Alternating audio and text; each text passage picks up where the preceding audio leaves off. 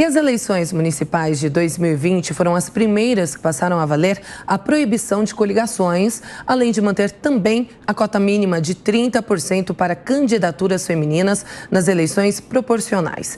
E sobre este assunto, a gente conversa agora com o Guilherme Sturme, CEO da Essent Just. Guilherme, bom dia, seja bem-vindo ao Jornal da Manhã. Bom dia, Kalina. Bom dia, Thiago. Tudo bem? Tudo certo. Bom, Guilherme, eu quero começar primeiro com a participação feminina, né? A gente sabe que o eleitorado feminino é de mais de 50%, mas o percentual de candidaturas femininas é de um pouco mais de 33%. Me ajuda, então, a interpretar este dado, por favor.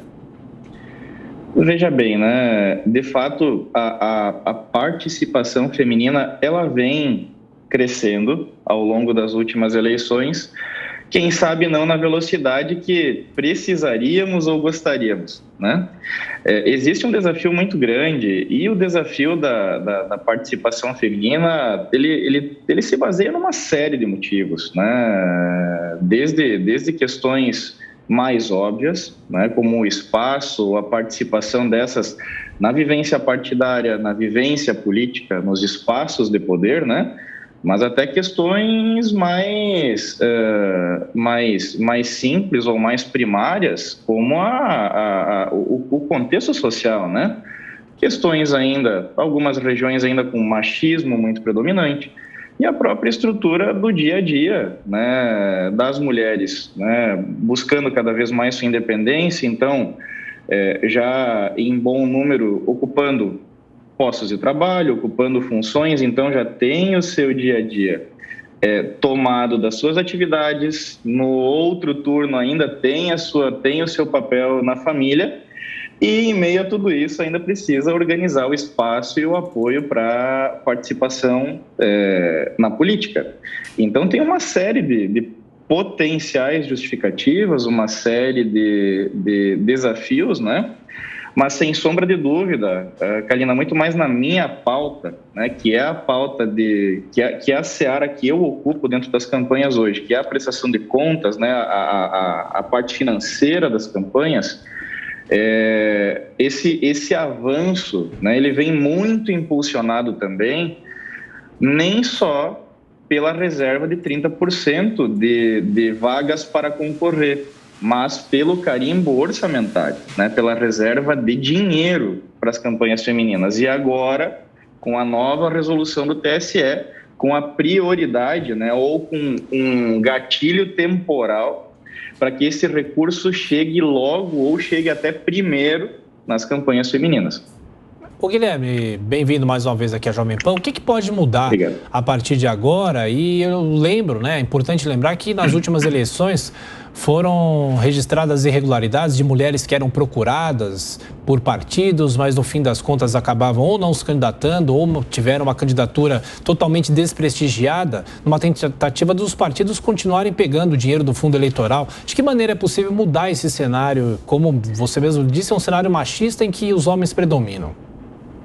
Na verdade, Thiago, se me permitia a sinceridade, eu acho que isso acontece muito ainda em partidos onde as lideranças são muito ignorantes até, porque a Justiça Eleitoral vem apertando o cerco, né, na investigação, o Ministério Público Eleitoral, na investigação de candidaturas fictícias, os próprios organismos, né, de incentivo, da ampliação da participação das mulheres na política. Mas, acima de tudo, o jogo mudou e a política precisa entender isso. Não adianta mais, né, aquela tentativa, né, de sabotagem desse processo, buscando mulheres lá para concorrer meio que num faz de conta. Porque o recurso, né, voto, a divulgação, a democracia, ela custa dinheiro. E esse dinheiro é limitado. E hoje, a principal matriz de financiamento, inclusive, é pública. Então, precisamos utilizar esses recursos de uma maneira ainda mais responsável. E você insistir naquela prática de ter mulheres sem viabilidade política, sem viabilidade de voto, é quase que uma burrice. Na tentativa de canalizar de alguma maneira os recursos da cota feminina para candidaturas masculinas, né?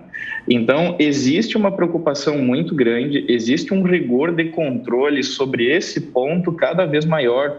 A gente, principalmente da eleição de 2018 para cá, a nossa rede ela tem sido muito procurada pelos partidos justamente para dar mais robustez nesses controles, para garantir que essas cotas sejam cada vez mais aplicadas, né, de maneira adequada, da maneira esperada, porque uma das penalizações mais graves para os partidos hoje é justamente a fraude à cota de gênero.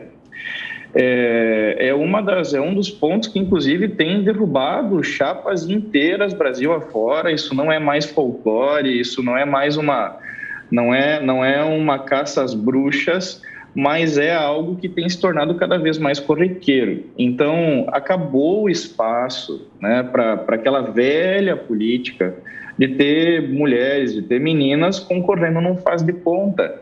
E digo mais, né, digo tudo isso porque nas últimas 2 eleições nós atendemos uns 12 mil candidatos e desses 12 mil, 60% foram mulheres, justamente por causa dessa preocupação, né, de fazer a coisa certa, de fazer as coisas como determinado. Mas esse espaço ele está acabando e os partidos precisam entender que não é nem só uma preocupação de fiscalização, mas é performance. Tá aí, se você tem essa parte de orçamento, essa parte de recurso carimbada, os partidos precisam entender que precisam não só de mulheres para concorrer, mas de mulheres com viabilidade política. Agora, Guilherme, outra coisa que chamou a atenção é que mesmo em minoria, como você estava dizendo aí, as mulheres elas são mais preocupadas com a prestação de contas do que os homens. Por quê? Olha, honestamente, eu gostaria de conseguir responder essa pergunta de uma maneira muito afirmativa, mas o que a gente consegue é compartilhar a prática, né? As mulheres lutaram tanto para conquistar esse espaço, para conquistar esse apoio, porque as mulheres são muito apoiadas e cada vez mais apoiadas, não só pela população, mas por uma série de instituições que lutam, né, por esse espaço, uma série de lideranças políticas femininas que lutam por esse espaço. E agora que começam a ganhar esse espaço, precisam dar o exemplo, precisam fazer a coisa certa. Senão a gente cai de novo naquele mais do mesmo. Então, dissemos a vida inteira que as mulheres têm esse potencial, têm essa vontade de qualificar o meio político e daí quando assumem o poder farão do mesmo jeito. Então, para mim, esse é um dos principais motivos. A gente percebe muito na prática, né?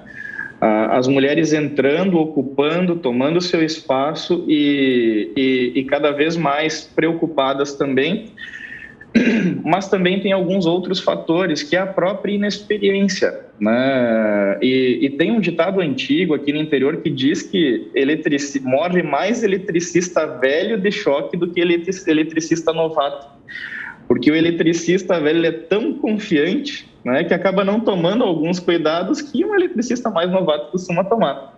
E eu associo muito isso às candidaturas femininas, né, principalmente as mulheres que estão começando, que estão ingressando nessa vida agora, né? Então ela toma uma série de cuidados, quer entender direitinho, quer entender como faz, quer entender quais são as regras. Isso é uma máxima absoluta? Não. Porque a gente também vê de outro lado, né, alguns equívocos, né, até de certa forma graves, mas de maneira geral, de maneira predominante, as mulheres são muito preocupadas. E os desafios não são pequenos, né? Eu acho que isso tudo é o que ressalta essa preocupação. Eu gosto muito de dar um exemplo. Pensa comigo. Você tem uma mulher que a vida inteira dependeu do marido, que a vida inteira esteve em casa e, de repente, se encoraja a participar da vida política. Essa mulher nunca teve uma conta bancária sequer, essa mulher nunca teve que cuidar de dinheiro. E, de repente, ela recebe um CNPJ de campanha, abre 3 contas bancárias e vem dinheiro do partido. E não interessa se é muito ou pouco, aquilo ali é muito para ela, porque ela nunca teve essa sensação de empoderamento, essa sensação de liberdade. Com todo respeito, mas sendo muito simplista para que a nossa audiência entenda a dimensão que o Brasil é um continente. E tem muitas das mulheres que veem na política essa oportunidade de se empoderar porque a vida inteira tiveram que pedir dinheiro para o marido para comprar calcinha. Então, quando isso vem, quando isso cai na mão, bom, agora eu preciso me preparar, eu preciso de ajuda, eu preciso me organizar, eu preciso fazer diferente.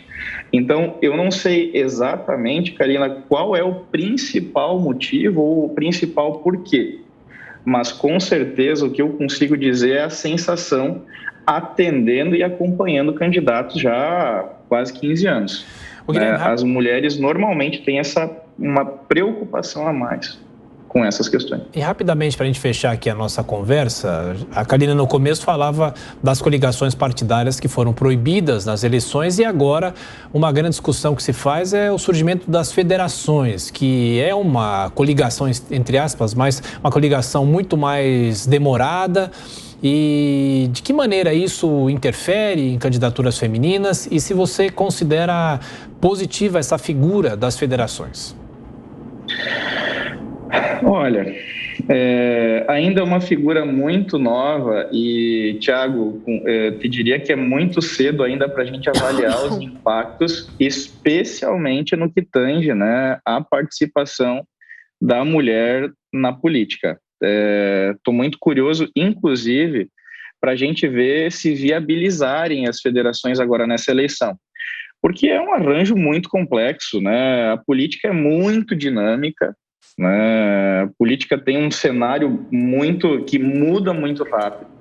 E você pensar num casamento de 4 anos, de cima para baixo, de Brasília para os municípios, né?